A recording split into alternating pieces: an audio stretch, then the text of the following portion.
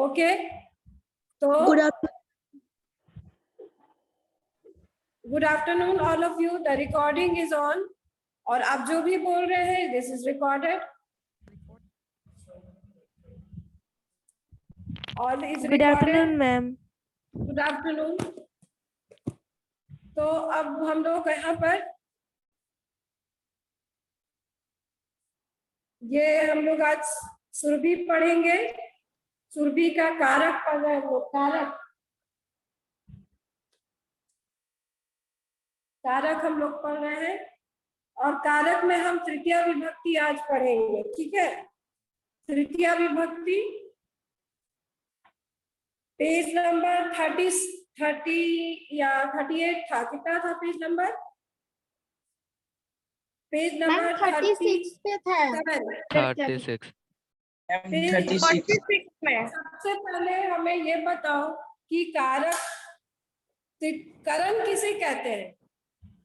सबसे पहले ये बताओ कि करण जो कार्य करने में सहायक हो उसे करण कहते हैं। जो कार्य करने में सहायक उसे करण कहते हैं। में सहायक हो उसे करण कहते हैं। ठीक है, जैसे अहम कलमेन लिखामी, तो यहाँ पर कलम शब्द क्या है? यहाँ कलम शब्द करण है। करण में तृतीया विभक्ति लगी, उसमें तृतीया विभक्ति लगी। ठीक है, और अब हम देखते हैं और भी उदाहरण देखते हैं। जैसे अहम मोबाइल यंत्रेण पाठयामि, मैं मोबाइल यंत्र से पढ़ाती हूँ। तुम मोबाइल यंत्रेण पठसी, तुम मोबाइल यंत्र से पढ़ते हो। तो यंत्र शब्द में वहां तृतीया विभक्ति लग गई, क्योंकि वह क्रिया करने में, पढ़ने की क्रिया में वो सहायक है। तो अब हम लोग यहाँ पर देखते हैं, हम लोग इसको करेंगे और आगे उत्पद विभक्ति। तो करण कारक में तृतीया विभक्ति लगती है। जैसे छात्रः, जैसे छात्रः कलमेन लिखति, छात्रः कलमेन लिखति। तो कलमेन में वहां तृतीया विभक्ति लगी, कलमेन शब्द में तृतीया विभक्ति लगी। अम्बा छुरिकया फलम कृंतति, अम्बा छुरी से फल को काटती है। तो छुरिकया शब्द में तृतीया विभक्ति हुई। उसी तरह से सैनिकः शस्त्रेण युद्धम करोति, यहाँ कौन है? करण कौन है इसमें, इस वाक्य में? सैनिकः शस्त्रेण युद्धम करोति। शस्त्रेण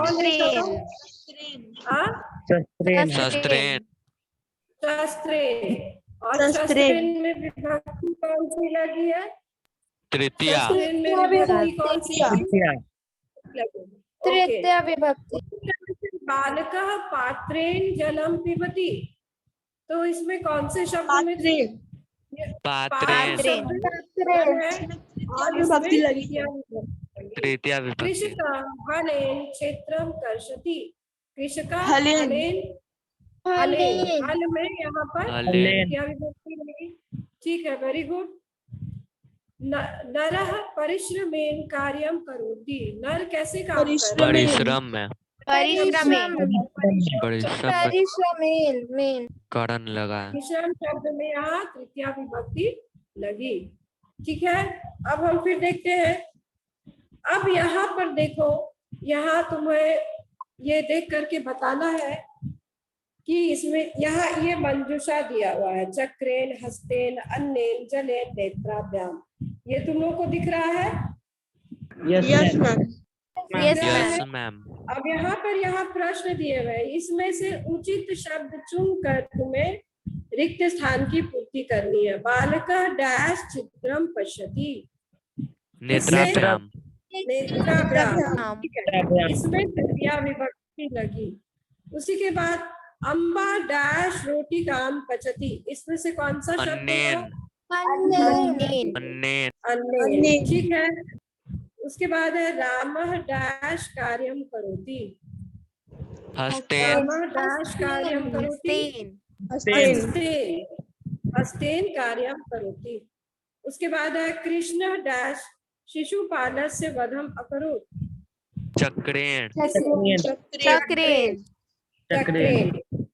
शिशु कृष्ण ने चक्र से शिशुपाल का वध किया, तो चक्रेण यहाँ पर होगा। उसके बाद है मालाकार वृक्षान सिंचती। मालाकार क्या है? जलेन जलेन। ठीक है, वेरी गुड, जलेन। इसके बाद है, अब यहाँ पर तुम्हें करण कारक को रेखांकित करना है। मालाकार जलेन वृक्षान सिंचती, कौन सा है इसमें? जलेन जलेन। सीता स्वरेन गीतम गायती, स्वरेन कौन सा है? स्वरेन। श्यामा पुष्पैः मालाम रचयति, इसमें कौन सा है करण? पुष्पैः सूर्य स्वकिरणैः शीतम हरति। स्वकिरणैः किससे शीत हर रहा है? क्रिया करने में कौन सहायक है? अपनी किरण, उसकी जो गर्म किरणें हैं उससे ठंडक जो है वो दूर हो रही है। छात्र उच्च स्वरेन पुस्तकम पठति। छात्र उच्च स्वरेन पुस्तकम पठति। छात्र उच्च स्वर से पुस्तक पढ़ता है, ऊंचे स्वर से पुस्तक पढ़ता है। अब हम इसकी उपपद विभक्ति देखेंगे। उपपद विभक्ति और भी यहाँ है, देखो। अच्छा, अब मैं पूछ रही हूँ, पार्टिसिपेंट पहले देखती हूँ कौन कौन है। अनुप्रिया, तमन्ना, आरुषि, आशुतोष, धीरज कुमार, मुस्कान, पीयूष, प्रियांशु, सलोनी, सविधा, शालीन संभव, श्रेया कुमारी, शुभ्रा सिंह, तमन्ना कुमारी। अच्छा, तो अब ये बताइए कि कौन मुझे बताएगा कि उपपद विभक्ति किसे कहते हैं?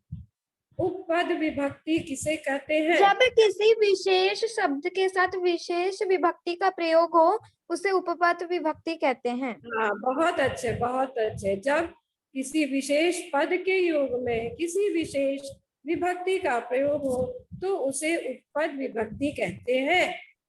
अब यहाँ देखो, सह, सह के योग में तृतीया विभक्ति होती है। सह मतलब साथ, सह का अर्थ होता है साथ। ये उपपद विभक्ति है तृतीया विभक्ति का। तो यहाँ देखो उदाहरण, पुत्र जनकेन सह गच्छति। तो सह के योग में तृतीया, जनक शब्द में कौन सी विभक्ति लगी? तृतीया विभक्ति। जनकेन सह गच्छति, वेरी गुड। तो यहाँ पर सह अव्यय है, सह का अर्थ होता है साथ, तो साथ के योग में तृतीया विभक्ति। जनक शब्द अकारांत पुल्लिंग है, जनक शब्द अकारांत पुल्लिंग है, तो इसका प्रयोग किस तरह से होता है? इसका शब्द रूप किस प्रकार से चलता है? बालक के समान चलता है, ठीक है। तो पुत्र जनकेन सह गच्छति, पुत्र जनक के साथ जाता है। उसके बाद है अलम, अलम के योग में तृतीया विभक्ति होती है। अलम एक अव्यय है जिसके योग में तृतीया विभक्ति लगती है। अलम का क्या अर्थ है? अलम के दो अर्थ है, यहाँ पर हम पढ़ेंगे निषेध अर्थ। अलम का अर्थ हुआ नहीं करना चाहिए, निषेधात्मक, जैसे विवाद नहीं करना चाहिए, विवादेन अलम। उसी तरह से कोलाहल नहीं करना चाहिए, कोलाहल मतलब शोर, कोलाहलेन अलम। उसी तरह से कलहेन अलम, कलह नहीं करना चाहिए, कलह शब्द में तृतीया विभक्ति, विवाद शब्द में यहाँ तृतीया विभक्ति। तो अलम का अर्थ हुआ नहीं करना चाहिए, प्रोहिबिशन, प्रोहिबिटेड। धूम्रपानेन अलम, धूम्रपान नहीं करना चाहिए। असत्येन अलम, असत्य नहीं बोलना चाहिए, ठीक है। अधर्मेन अलम, अधर्म नहीं करना चाहिए। चिंतया अलम, चिंता नहीं करना चाहिए, तो चिंता शब्द में तृतीया विभक्ति लगी, चिंतया हो गया क्योंकि वह किसके समान चलेगा? क्या अर्थ है? लता किसका, किस चीज का? कला का क्या अर्थ है? कला, कलह मतलब झगड़ा, आपसी मतभेद, क्वारल, क्वारल लड़ाई झगड़ा। कलहेन अलम, चिंता का तुम अर्थ जानते हो, चिंतयालम। धूम्रपानेन अलम, धूम्रपान जानते हो क्या होता है? मैम विवादेन अलम। विवाद नहीं करना चाहिए। विवाद मतलब बस बिना मतलब के कोई विवाद करता है तो विवाद नहीं करना चाहिए। इसमें अब देखो, बिना के योग में द्वितीया विभक्ति, बिना के योग में तृतीया। बिना का अर्थ क्या होता है? बिना, विदाउट, उसके बिना, बगैर, विदाउट, बिना। हिंदी में वो ब हो जाता है, हिंदी में वह ब हो जाता है, बिना। और संस्कृत में बिना हो गया बगैर, उसके रहित, उसके बिना, विदाउट। तो बिना के अर्थ में द्वितीया, तृतीया और पंचमी तीनों ही लग सकते हैं। सीता डैश, अच्छा कहाँ गया? अभी तो इसका नहीं है यहाँ पर। अब यहाँ पर देखो, सीता डैश सा गच्छति, यहाँ पर क्या होगा? रामेन, रामेण सह गच्छति। रामेण, ट वर्गी वर्ग का ण होगा। सीता रामेण सह गच्छति, स के योग में तृतीया, तो यह राम शब्द में तृतीया विभक्ति लगी। उसके बाद है पीयूषः डैश सह क्रीडति। पीयूषः शशकेन सह, शशकेन। शकेन, शशक मतलब, शशक का क्या अर्थ है? खरगोश। खरगोश। खरगोश, पीयूषः शशकेन सह क्रीडति, पीयूष शशक के साथ खेलता है। डैश अलम, यहाँ पर क्या लिखा हुआ है? कलह। तो क्या हो जाएगा बताओ यहाँ? लहेन अलम, कलहेन, बहुत अच्छी बात है, कलहेन अलम। अब यहाँ तुम्हें तृतीया विभक्ति देनी है, उत्साह। उत्साहेन। उत्साहेन, उत्साहेन बिना कार्यम न भवति। उत्साहम भी हो सकता है, उत्साहेन भी हो सकता है। तो उत्साहेन बिना कार्यम न भवति। स डैश काणः अस्ति। नेत्रेण। क्या हो जाएगा? नेत्रेण, नेत्रेण, नेत्रेण। यहाँ पे फिर ट वर्गीना होगा। त्र के बाद जब भी न मैम का कान्हा का क्या अर्थ है? आ? कान्हा का क्या अर्थ है? काना का अर्थ हुआ एक आंख जिसकी खराब हो। एक आंख सही हो और एक आंख खराब हो, उसे काना बोलते हैं।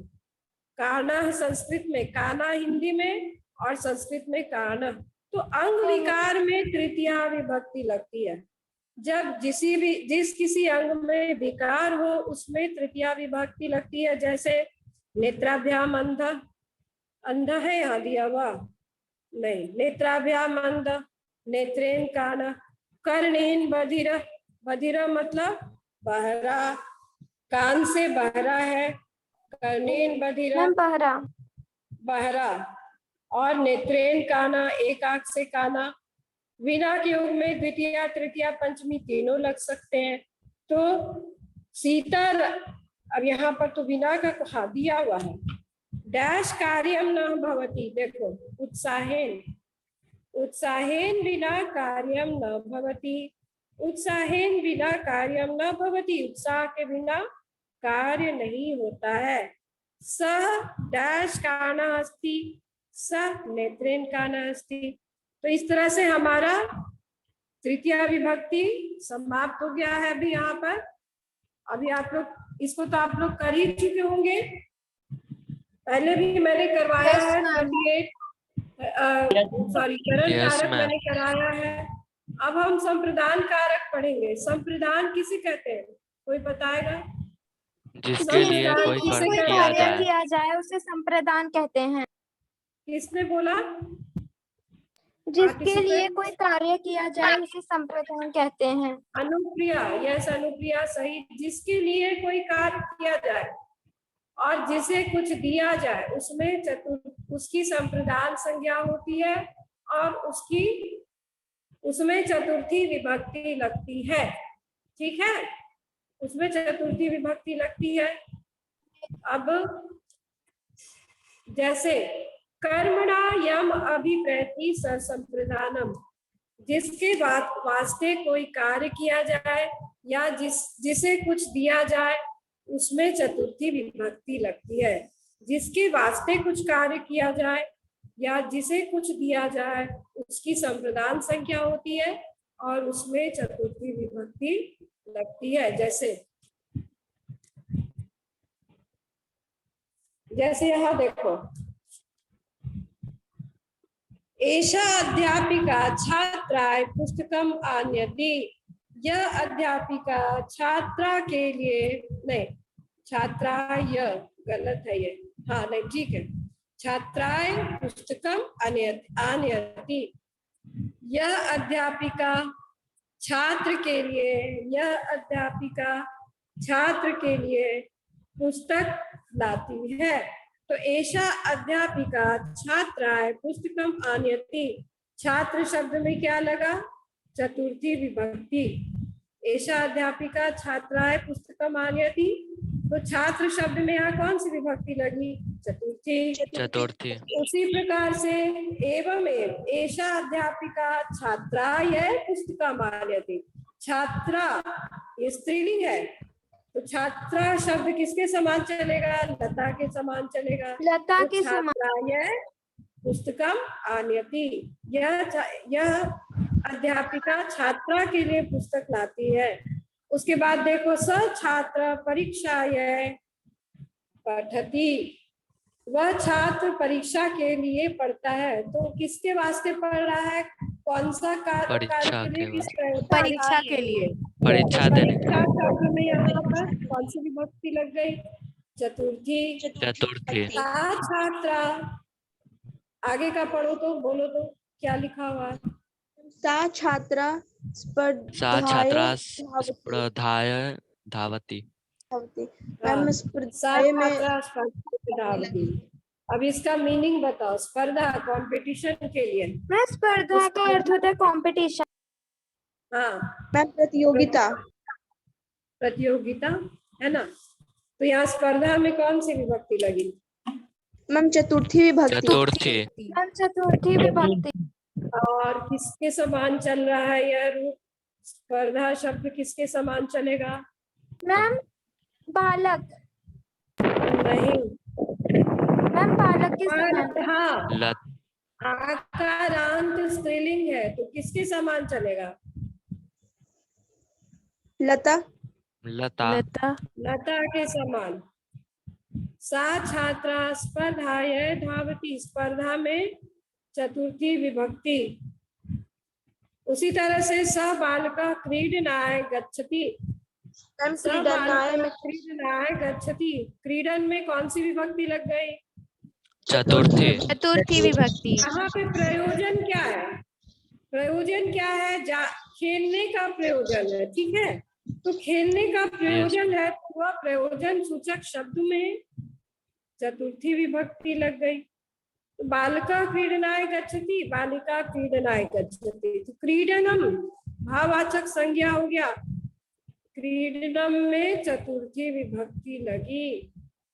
यहाँ दोनों में चतुर्थी विभक्ति। अब यहाँ पर इसके आधार पर प्रश्न है, इसको अभी हम लोग आगे बढ़ते हैं। कर्ता यद अर्थ जिसके लिए कार्यम करोति, यथा छात्राय परीक्षाय स्पर्धाय क्रीडनाय, तत्र चतुर्थी विभक्ति प्रयुक्ता अस्ति। एतेषु पदेषु संप्रदान कारकम अस्ति। अत्र संप्रदान कारकम भवति, यत्र संप्रदान कारकम भवति तत्र चतुर्थी विभक्ति भवति। अब हम देखें आगे। देखो यहाँ ये बॉक्स दिया हुआ है ना, ये बॉक्स दिया हुआ है रक्षणाय, युद्धाय, नृत्याय, भोजनाय, पठनाय। और ये सब क्या दिए हुए? प्रयोजन दिए हुए हैं।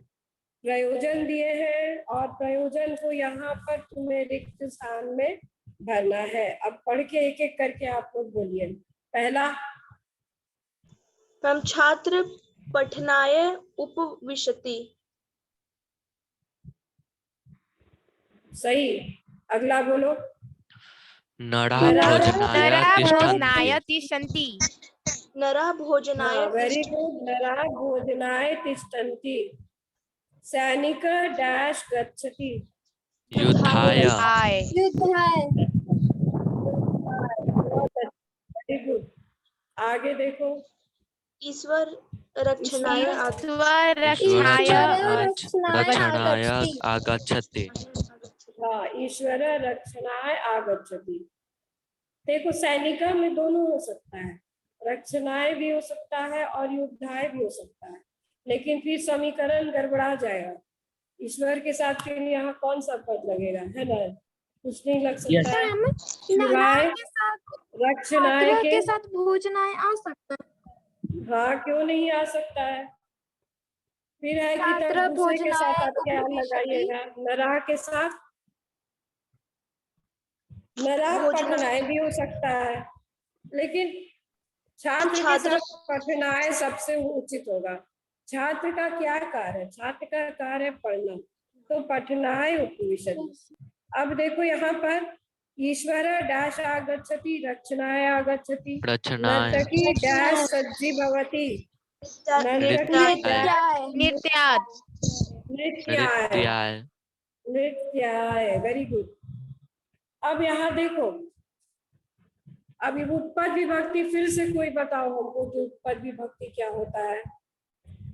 फिर से बताओ कि उपपद विभक्ति क्या जब होता है? कोई विशेष पद के साथ विशेष विभक्ति का प्रयोग हो उसे उपपद विभक्ति कहते हैं। मैम, जब किसी हाँ। विशेष पद के कारण किसी विशेष विभक्ति का प्रयोग होता है तब उसे भी उपपद विभक्ति कहते हैं। बहुत अच्छा, बहुत अच्छा, वेरी गुड, तुम लोग को पता है। तब यहाँ चतुर्थी विभक्ति का उपपद विभक्ति देखो कौन कौन सा है? रुच, नमः, दा, स्वस्ति इति पदानां योगे अपि चतुर्थी विभक्ति भवति। रुच, नमः, दा, स्वस्ति इन पदों के योग में चतुर्थी विभक्ति का प्रयोग होता है। तो रुच धातु मतलब क्या होता है? पसंद होना, पसंद होना।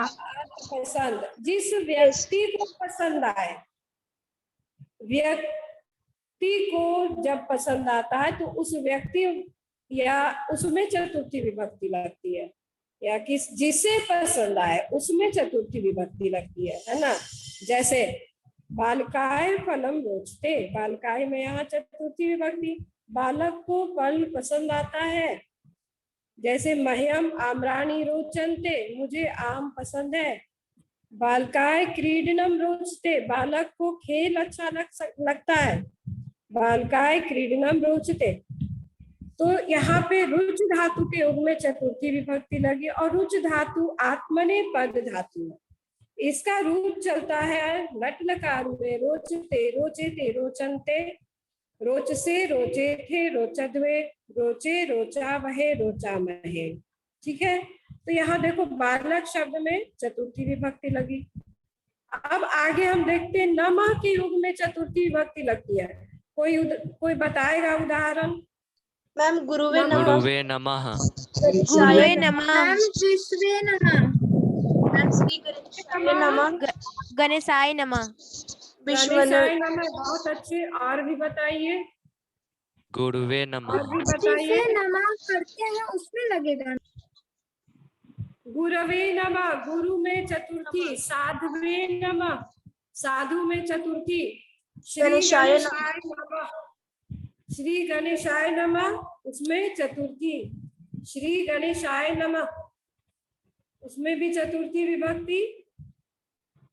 सूर्याय नमः, शिवाय नमः, लक्ष्म्याय नमः, मात्रे नमः, पित्रे नमः, धात्रे नमः, भ्रात्रे नमः, सब में चतुर्थी। हनुमते नमः, विष्णवे नमः, गुरवे नमः। तो जिसमें भी जब नमः का प्रयोग होता है, अव्यय नमः का प्रयोग होता है, तो उसके योग में जो भी शब्द आता है उसमें चतुर्थी विभक्ति लगती है। ठीक है, लेकिन जब हम नम धातु के रूप में प्रयोग करें तो उसमें द्वितीया विभक्ति लगती है। जब हम नम धातु के रूप में प्रयोग करें तो उसमें द्वितीया विभक्ति होती है।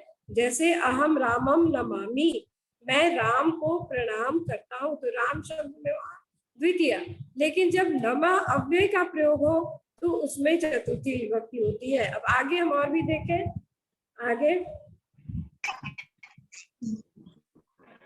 ओके, अब आगे देखें हम लोग। डैश नमः क्या होगा? विष्णु का बताओ।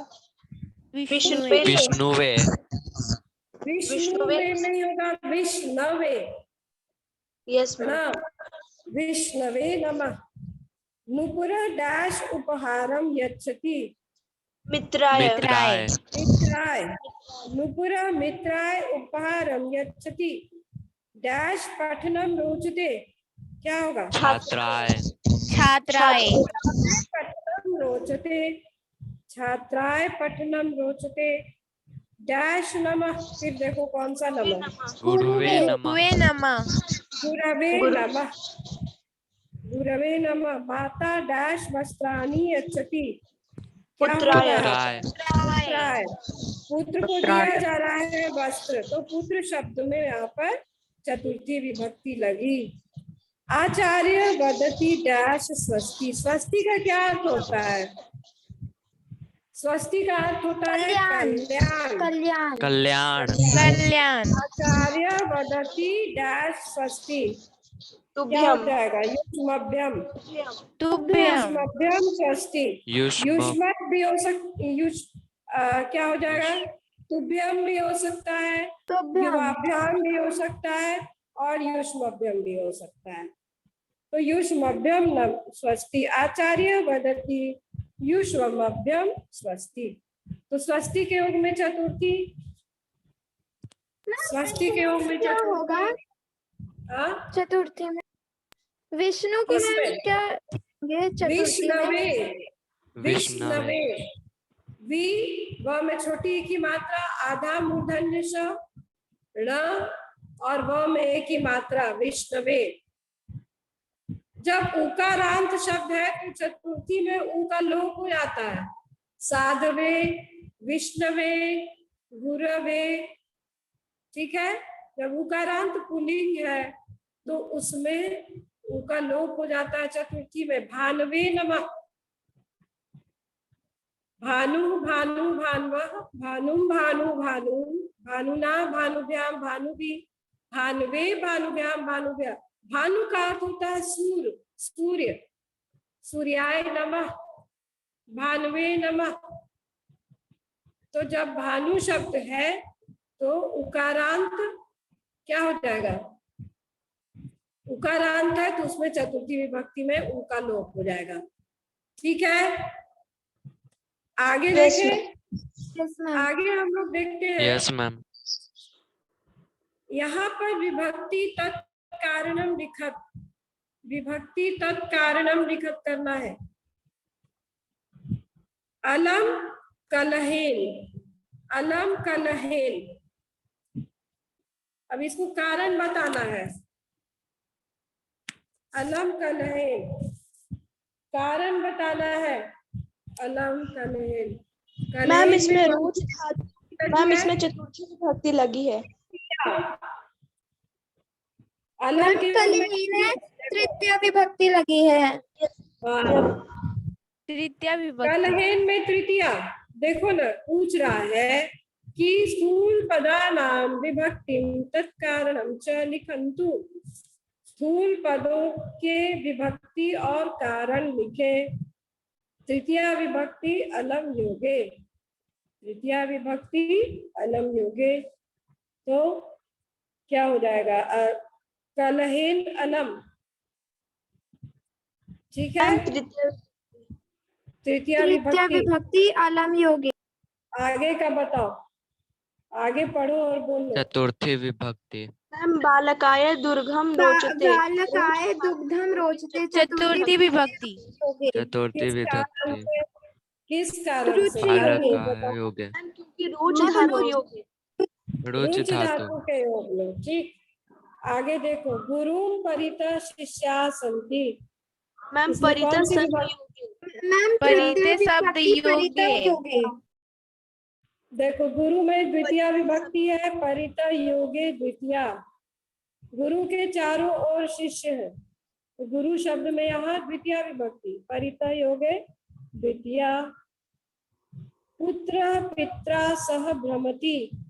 मैम पुत्र स शब्द योग्य तृतीया विभक्ति स शब्द योगे। तृतीया विभक्ति मैम तृतीया विभक्ति पितृ सहयोग। सहयोगे तृतीया विभक्ति। आगे हम लोग देखें, शिशु मातरम प्रति धावती। अब बताओ मातरम में कौन सी विभक्ति? मैम प्रति द्वितीय विभक्ति द्वित्वा। प्रति के लिए। प्रति माता शब्द योगे। मातरो मातरम, मातरम मैम, मातरो मातरी। विभक्ति मातरम में प्रति यहाँ पे शब्द योगे। द्वितीय विभक्ति क्यों लगी है? द्वितीय कारण भी लिखना है, बताओ। मैम प्रति के प्रति योग शब्द- में। प्रति प्रति- शब्द योगे। प्रति के योग में, हाँ, प्रति के योग में द्वितीय विभक्ति। स भिक्षुक नेत्रेण काना अस्ति।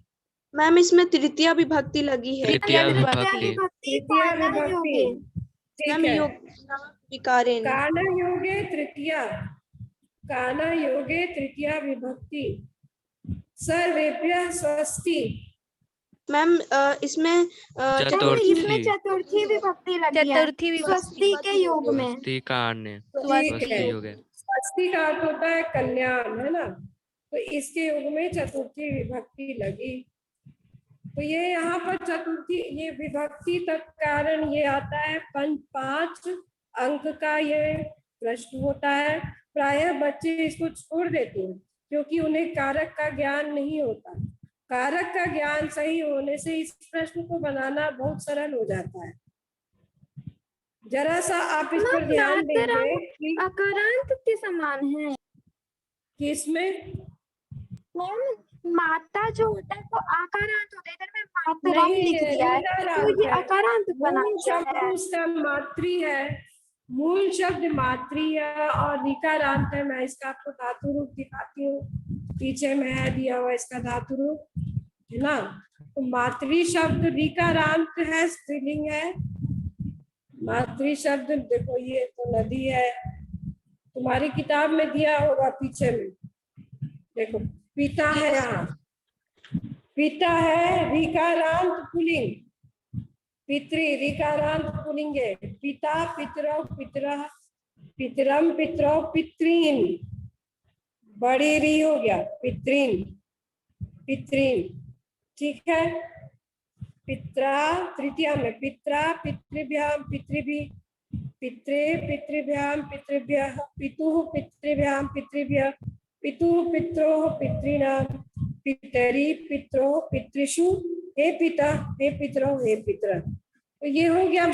अब यहाँ देखो मातृ शब्द भी दिया हुआ।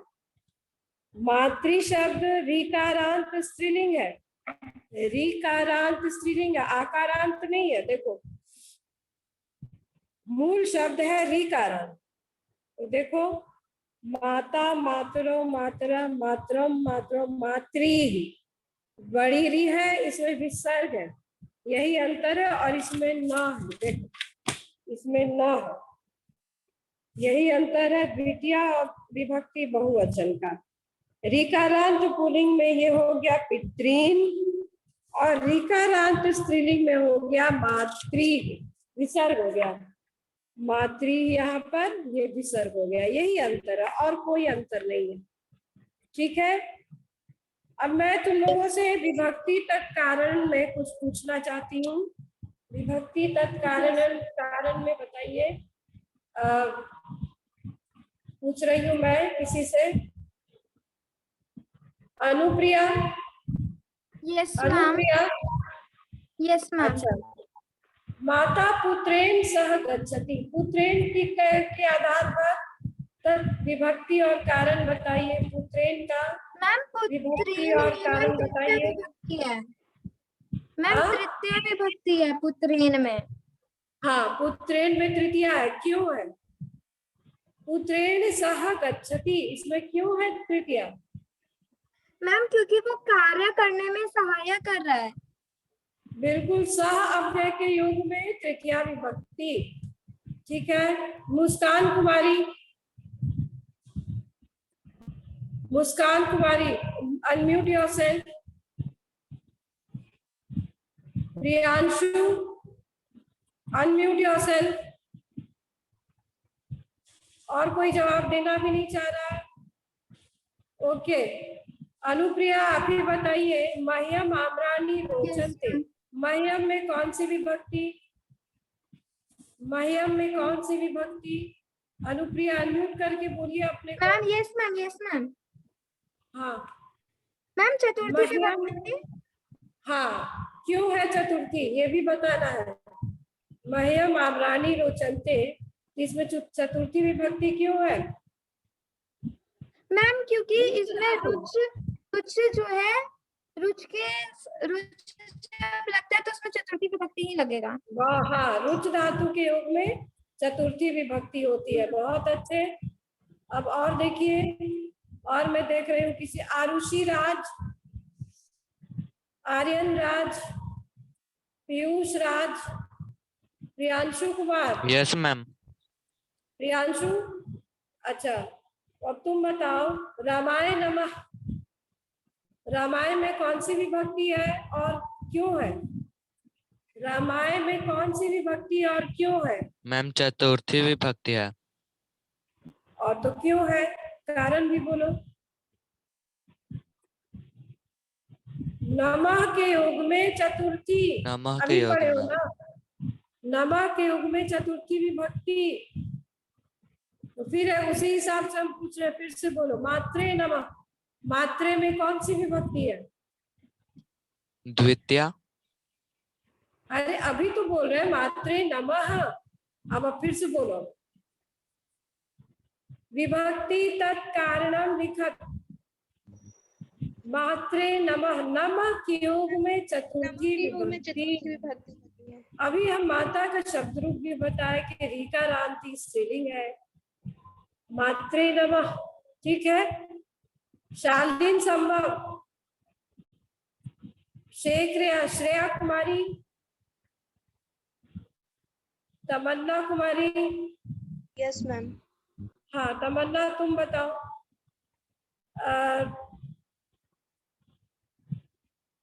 साध्वे नमः, मैम इसमें साध्वे चतुर्थी में विभक्ति है। मैम साध्वी नमः में की विभक्ति है। विभक्ति। हाँ? मैम चतुर्थी विभक्ति। चतुर्थी क्यों है? मैम क्योंकि ये नमः के योग में है।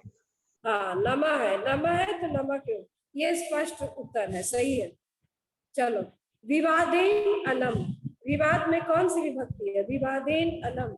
मैम तृतीया इसमें भी विभक्ति। चतुर्थी विभक्ति लगी है। बहुत मैम अच्छा। तृतीया है। क्यों है? मैम मैम अलम अलम के मैम योग में क्योंकि अलम के तृतीया योग विभक्ति में है। हाँ, बहुत अच्छे। अलम के योग में है तृतीया विभक्ति। कलहेन अलम, तृतीया विभक्ति मैम। मैम तृतीया विभक्ति। कलहेन के योग में। तृतीया विभक्ति। अलम के अलम योग। के योग में तृतीया। ठीक है, बहुत अच्छे।